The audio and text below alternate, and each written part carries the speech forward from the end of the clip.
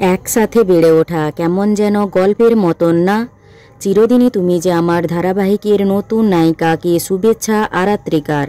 চিরদিনই তুমি যে আমার ধারাবাহিকের নায়িকার চরিত্রে থেকে দিতিপ্রিয়া রায় সরে দাঁড়াতেই সেই জায়গায় সুযোগ পান মঞ্চপ্রিয় অভিনেত্রী শিরিন পাল। টিভির পর্দায় তার এই প্রথম কাজ। এর আগে একটি মাইক্রো ওয়েব সিরিজে কাজ করেছেন। নতুন অপর্ণা চরিত্রে শিরিনকে পেয়ে অধিকাংশ দর্শকই খুশি। ঝাড়গ্রামের মেয়ে শিরিন, ঝাড়গ্রাম থেকে সোজা টেলিপাড়ায়।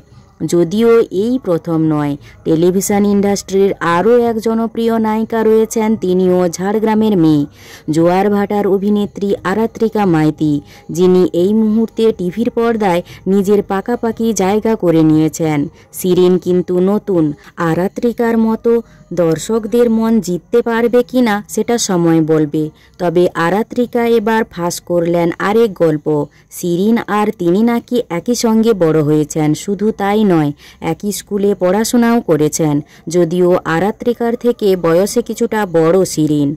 চিরদিনই তুমি যে আমার ধারাবাহিকের নতুন অপর্ণা অর্থাৎ শিরিন পালের সাথে তোলা কিছু পুরনো স্মৃতি নিজের ফেসবুকে ভাগ করে নিলেন আরাত্রিকা। ছবি ভাগ করে আরাত্রিকা লেখেন, সেরা শুভেচ্ছা শিরিন দি। কেমন যেন গল্পের মতন, তাই না? একই স্কুল, একই সাথে নাচ, একই সাথে নাটক, একই সাথে বেড়ে ওঠা। খুব ভালো কাজ করো। শিরিনকে রূপসাদি বলে ডাকেন আরাত্রিকা।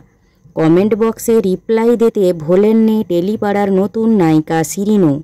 শিরিন লেখেন, এই এত আদর তোকে, একদিন দেখা কর এবার। উত্তরে আরাত্রিকা লেখেন, চলো। আর এই পোস্টেই আরাত্রিকার ভক্তরা লেখেন, ঝাড়গ্রামের দুই গর্ব।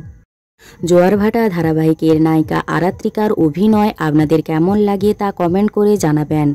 আর নতুন অভিনেত্রী শিরিন পালের অভিনয়ও বর্তমানে কেমন লাগছে তা কমেন্টে জানাতে ভুলবেন না।